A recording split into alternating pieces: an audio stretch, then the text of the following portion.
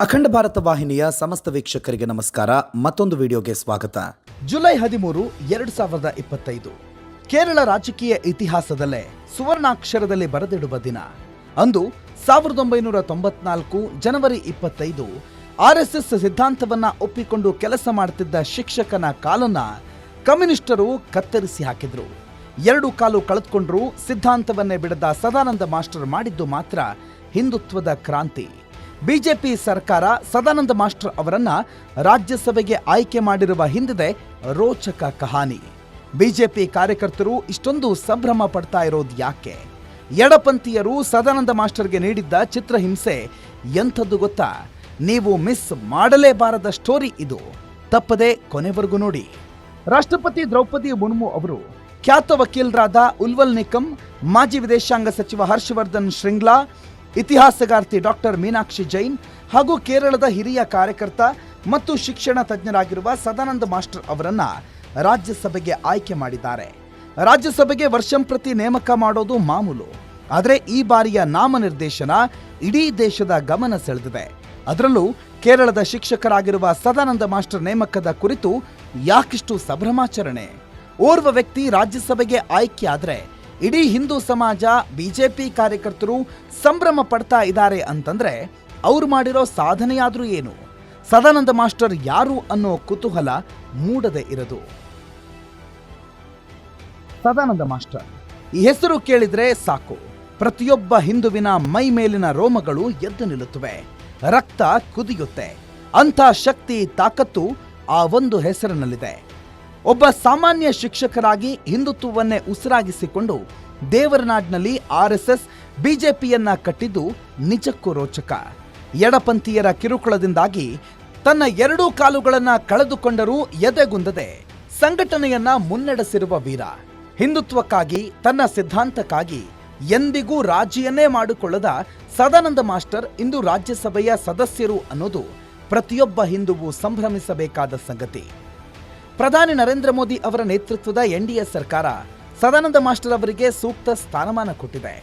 ರಾಷ್ಟ್ರಪತಿ ದ್ರೌಪದಿ ಮುರ್ಮು ಅವರು ಸದಾನಂದ ಮಾಸ್ಟರ್ ಅವರನ್ನ ರಾಜ್ಯಸಭೆಗೆ ಆಯ್ಕೆ ಮಾಡಿದ ಸುದ್ದಿ ಕೇಳುತ್ತಲೇ ಬಿಜೆಪಿ ಕಾರ್ಯಕರ್ತರು ಸಂಭ್ರಮದ ಅಲೆಯಲ್ಲಿ ತೇಲಾಡುತ್ತಿದ್ದಾರೆ. ಅಷ್ಟಕ್ಕೂ ಕೇರಳದ ಈ ಸದಾನಂದ ಮಾಸ್ಟರ್ ಯಾರು? ಅವರು ರಾಜ್ಯಸಭೆಗೆ ಆಯ್ಕೆಯಾದ್ರೆ ಹಿಂದೂ ಕಾರ್ಯಕರ್ತರು ಸಂಭ್ರಮಿಸುತ್ತಾ ಇರೋದು ಯಾಕೆ ಗೊತ್ತಾ? 2 ಕಾಲು ಕತ್ತರಿಸಿದ ಕಮ್ಯುನಿಸ್ಟರು, ಆರ್ಎಸ್ಎಸ್ ಸಿದ್ಧಾಂತ ಬಿಡದ ಮಾಸ್ಟರ್. ಕೇರಳದ ಕಣ್ಣೂರು ಜಿಲ್ಲೆಯ ಕೂತುಪರಂಬಾದ ಪರೇಚೇರಿಯಲ್ಲಿ ಜನಿಸಿದ ಸದಾನಂದ ಮಾಸ್ಟರ್ ಗುವಾಹಟಿಯಲ್ಲಿ ವಿಶ್ವವಿದ್ಯಾಲಯದಿಂದ ಬಿಕಾಂ ಪದವಿ ಮತ್ತು ಕ್ಯಾಲಿಕಟ್ ವಿಶ್ವವಿದ್ಯಾಲಯದಿಂದ ಬಿಎಡ್ ಪದವಿಯನ್ನ ಪಡೆದುಕೊಂಡಿದ್ರು. ಸದಾನಂದ ಮಾಸ್ಟರ್ ಅವರ ತಂದೆ ಕುಂಜಿರಾಮನ್ ನಂಬಿಯಾರ್ ಶಿಕ್ಷಕರಾಗಿ ಸೇವೆ ಸಲ್ಲಿಸಿದ್ರು. ತನ್ನ ತಂದೆ ಹಾಗೂ ಸದಾನಂದ ಮಾಸ್ಟರ್ ಅವರ ಅಣ್ಣ ಸಿಪಿಐಎಂನ ಸಿದ್ಧಾಂತದಿಂದ ಪ್ರಭಾವಿತರಾಗಿದ್ರು. ಆದರೆ ಸದಾನಂದ ಮಾಸ್ಟರ್ ಮಾತ್ರ ಆರ್ಎಸ್ಎಸ್ನ ತತ್ವ, ಸಿದ್ಧಾಂತ, ವಿಚಾರಧಾರೆಯಿಂದ ಪ್ರಭಾವಿತರಾಗಿದ್ರು. ತನ್ನ ಹೈಸ್ಕೂಲಿನ ದಿನದಿಂದಲೇ ಆರ್ಎಸ್ಎಸ್ನ ಸಾಮಾಜಿಕ ಕಾರ್ಯದಲ್ಲಿ ತಮ್ಮನ್ನ ತೊಡಗಿಸಿಕೊಂಡಿದ್ರು. ನಂತರ ಕಮ್ಯುನಿಸ್ಟ್ ಕಡೆಗೆ ವಾಲಿದ್ರೂ ಕೂಡ 1994ರಲ್ಲಿ ಸಂಪೂರ್ಣವಾಗಿ ಆರ್ಎಸ್ಎಸ್ ಕಾರ್ಯಕರ್ತರಾಗಿ ಬದಲಾಗಿದ್ರು. 1999ರಿಂದ ಕೇರಳದ ತ್ರಿಶೂರ್ ಜಿಲ್ಲೆಯಲ್ಲಿರುವ ಶ್ರೀ ದುರ್ಗಾ ವಿಲಾಸಂ ಹೈಯರ್ ಸೆಕೆಂಡರಿ ಶಾಲೆಯಲ್ಲಿ ಸಮಾಜ ವಿಜ್ಞಾನ ಶಿಕ್ಷಕರಾಗಿ ಸೇವೆ ಸಲ್ಲಿಸುತ್ತಿದ್ದಾರೆ. ನ್ಯಾಷನಲ್ ಟೀಚರ್ಸ್ ಯೂನಿಯನ್ನ ರಾಜ್ಯ ಉಪಾಧ್ಯಕ್ಷರಾಗಿ, ದೇಶೀಯ ಅಧ್ಯಾಪಕ ವಾರ್ತಾ ಪತ್ರಿಕೆಯ ಸಂಪಾದಕರಾಗಿಯೂ ಕೆಲಸ ಮಾಡಿದ್ದಾರೆ. ಆರ್ಎಸ್ಎಸ್ ಜೊತೆಗಿನ ನಂಟು ಅವರನ್ನ ಬಿಜೆಪಿವರೆಗೆ ಕರೆತಂದಿತ್ತು. ಸದ್ಯ ಕೇರಳದ ಬಿಜೆಪಿಯ ಪ್ರಭಾವಿ ನಾಯಕರಾಗಿರುವ ಸದಾನಂದ ಮಾಸ್ಟರ್ 2016 ಮತ್ತು 2021ರಲ್ಲಿ ನಡೆದ ವಿಧಾನಸಭಾ ಚುನಾವಣೆಯಲ್ಲಿ ಕೇರಳದ ಕೂತುಪರಂಬ ಕ್ಷೇತ್ರದಿಂದ ಬಿಜೆಪಿ ಅಭ್ಯರ್ಥಿಯಾಗಿ ಸ್ಪರ್ಧೆ ಮಾಡಿದ್ರು. 1994 ಜನವರಿ 25 ಸದಾನಂದ ಮಾಸ್ಟರ್ ಪಾಲಿಗೆ ಕರಾಳ ರಾತ್ರಿ. ಸದಾನಂದ ಮಾಸ್ಟರ್ ತಂದೆ, ಅಣ್ಣ ಇಬ್ಬರು ಕೂಡ ಸಿಪಿಐಎಂ ಜೊತೆಗೆ ತಮ್ಮನ್ನ ತೊಡಗಿಸಿಕೊಂಡಿದ್ರು. ಆದರೆ ಸದಾನಂದ ಮಾಸ್ಟರ್ ಮಾತ್ರ ಆರ್ಎಸ್ಎಸ್ ಸಕ್ರಿಯ ಕಾರ್ಯಕರ್ತರಾಗಿದ್ರು. ಇದು ಸಿಪಿಐಎಂ ಕಾರ್ಯಕರ್ತರ ಕೆಂಗಣ್ಣಿಗೆ ಗುರಿಯಾಗಿತ್ತು. ಸಿಪಿಐಎಂ ಸಿದ್ಧಾಂತ ಒಪ್ಪುವಂತೆ ಸದಾನಂದ ಮಾಸ್ಟರ್ ಅವರಿಗೆ ಇನ್ನಿಲ್ಲದ ಕಿರುಕುಳ ಕೊಟ್ಟಿದ್ರು. ಆದರೆ ಅದ್ಯಾವುದಕ್ಕೂ ಅವರು ಬಗ್ಗಲೇ ಇಲ್ಲ. ಇದೇ ಕಾರಣದಿಂದಲೇ ಸದಾನಂದ ಮಾಸ್ಟರ್ ಅವರ ಮೇಲೆ ಮಾರಣಾಂತಿಕ ಹಲ್ಲೆ ನಡೆದಿತ್ತು. ಅದು 1994ರ ಜನವರಿ 25ರ ರಾತ್ರಿ. ತಮ್ಮ ಸಹೋದರಿಯ ನಿಶ್ಚಿತಾರ್ಥದ ಸಿದ್ಧತೆ ಮುಗಿಸ್ಕೊಂಡು ಚಿಕ್ಕಪ್ಪನ ಮನೆಯಿಂದ ತನ್ನ ಮನೆಗೆ ಬಸ್ಸಿನಿಂದ ಇಳಿದು ಹೋಗ್ತಾ ಇದ್ರು. ಹಳ್ಳಿಯಾದ ಕಾರಣಕ್ಕೆ ಸ್ವಲ್ಪ ದೂರ ನಡಿಬೇಕಾಗಿತ್ತು. ಈ ಹೊತ್ತಲ್ಲೇ ಸಿಪಿಐಎಂ ಪಾರ್ಟಿಯ ಕಾರ್ಯಕರ್ತರ ಗುಂಪೊಂದು ಸದಾನಂದ ಮಾಸ್ಟರ್ ಅವರ ಮೇಲೆ ಮಾರಣಾಂತಿಕವಾಗಿ ಹಲ್ಲೆ ನಡೆಸಿತ್ತು. ಸದಾನಂದ ಮಾಸ್ಟರ್ ಅವರನ್ನ ನೆಲಕ್ಕೆ ಕೆಡವಿ ಕೊಡಲಿಯಿಂದ 2 ಕಾಲುಗಳನ್ನ ಕತ್ತರಿಸಿ ಹಾಕಿದ್ರು. ಶಸ್ತ್ರಚಿಕಿತ್ಸೆ ನಡೆಸೋದಕ್ಕೂ ಸಾಧ್ಯ ಆಗಬಾರದು ಅನ್ನೋ ಕಾರಣಕ್ಕೆ ಗಾಯಗೊಂಡಿದ್ದ ಕಾಲನ್ನ ಡಾಂಬರ್ ರಸ್ತೆಗೆ ಉಜ್ಜಿ ವಿಕೃತಿ ಮೆರೆದಿದ್ರು. ಸಗಣಿಯನ್ನ ರಕ್ತ ಸೋರುತ್ತಿದ್ದ ಕಾಲಿಗೆ ಹಚ್ಚಿ ಅಕ್ಷರಶಃ ರಾಕ್ಷಸಿ ಪ್ರವೃತ್ತಿಯನ್ನ ಮೆರೆದಿದ್ರು. ರಕ್ತಸ್ರಾವದಿಂದ ನರಳುತ್ತಿದ್ದ ಅವರನ್ನ ನಿರ್ಜನ ಸ್ಥಳದಲ್ಲಿ ಬಿಟ್ಟು ಎಸ್ಕೇಪ್ ಆಗಿದ್ರು. ಬರೋಬ್ಬರಿ 15 ನಿಮಿಷಗಳ ನಂತರ ಪೊಲೀಸರು ಸ್ಥಳಕ್ಕೆ ಬಂದು ಸದಾನಂದ ಮಾಸ್ಟರ್ ಅವರನ್ನ ಆಸ್ಪತ್ರೆಗೆ ದಾಖಲು ಮಾಡಿದ್ರು. ಕಮ್ಯುನಿಸ್ಟರು ನಡೆಸಿದ್ದ ದಾಳಿಯಿಂದಾಗಿ ಸದಾನಂದ ಮಾಸ್ಟರ್ ತನ್ನ 2 ಕಾಲನ್ನ ಕಳೆದುಕೊಳ್ತಾರೆ. ಆದರೂ ಸದಾನಂದ ಮಾಸ್ಟರ್ ತನ್ನ ಸಿದ್ಧಾಂತದ ಜೊತೆಗೆ ರಾಜಿ ಮಾಡಿಕೊಳ್ಳಲೇ ಇಲ್ಲ. ಈ ಅಮಾನವೀಯ ಘಟನೆ ಸದಾನಂದ ಮಾಸ್ಟರ್ ಅವರ ರಾಜಕೀಯದ ಜೀವನದಲ್ಲಿ ಬಹುದೊಡ್ಡ ತಿರುವು ಕೊಟ್ಟಿತ್ತು. ಸದಾನಂದ ಮಾಸ್ಟರ್ ಆರ್ಎಸ್ಎಸ್ನ ವಿಚಾರಧಾರೆಯನ್ನ ಇಡೀ ಕೇರಳಕ್ಕೆ ತಲುಪಿಸಿದ್ರು. ಹಿಂದುತ್ವದ ಮಹತ್ವವನ್ನ ಸಾರಿದ್ರು. ಅಸಂಖ್ಯಾತ ಹಿಂದೂಗಳ ಪಾಲಿಗೆ ಸದಾನಂದ ಮಾಸ್ಟರ್ ಓರ್ವ ಮಾದರಿ ನಾಯಕರಾಗಿ ಹೊರಹೊಮ್ಮಿದ್ದಾರೆ. ರಾಜ್ಯಸಭೆಗೆ ಸದಾನಂದ ಮಾಸ್ಟರ್ ನೇಮಕ.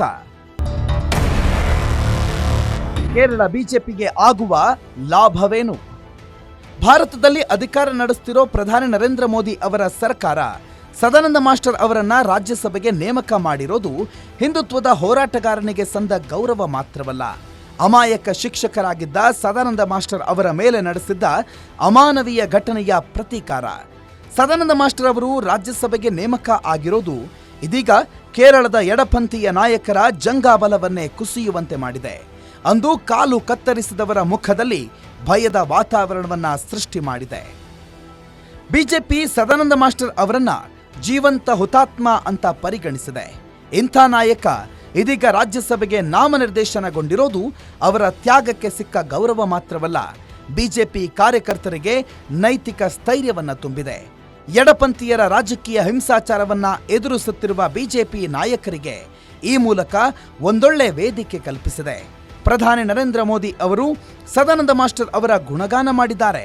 ಸದಾನಂದ ಮಾಸ್ಟರ್ ಅವರ ಜೀವನವನ್ನ ಧೈರ್ಯ ಮತ್ತು ಅನ್ಯಾಯಕ್ಕೆ ಮಣಿಯದೇ ಇರುವ ಪ್ರತಿರೂಪ ಅಂತ ಬಣ್ಣಿಸಿದ್ದಾರೆ. ಆರ್ಎಸ್ಎಸ್ ಜೊತೆಗೆ ಸದಾನಂದ ಮಾಸ್ಟರ್ ನಂಟು. ಸದಾನಂದ ಮಾಸ್ಟರ್ ಬಾಲ್ಯದಿಂದಲೇ ರಾಷ್ಟ್ರೀಯ ಸ್ವಯಂ ಸೇವಕ ಸಂಘದ ಸಕ್ರಿಯ ಸದಸ್ಯರಾಗಿದ್ದರು.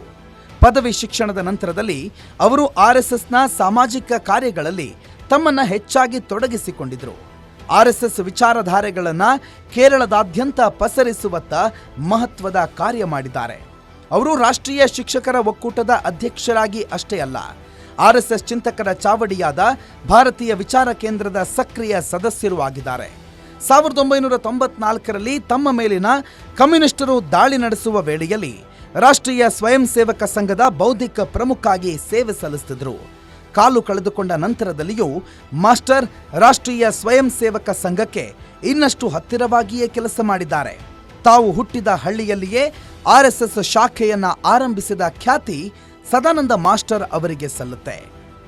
ತನ್ನ ದೇಶ ಧರ್ಮಕ್ಕಾಗಿ ಸದಾ ಮಿಡಿಯುವ ಸದಾನಂದ ಮಾಸ್ಟರ್ ನಿಜಕ್ಕೂ ಇಂದಿನ ಜನತೆಗೆ ಮಾದರಿ. ಸದಾನಂದ ಮಾಸ್ಟರ್ ಅವರ ತ್ಯಾಗವನ್ನ ಪ್ರತಿಯೊಬ್ಬ ಹಿಂದೂ ಸ್ಮರಿಸಲೇಬೇಕು.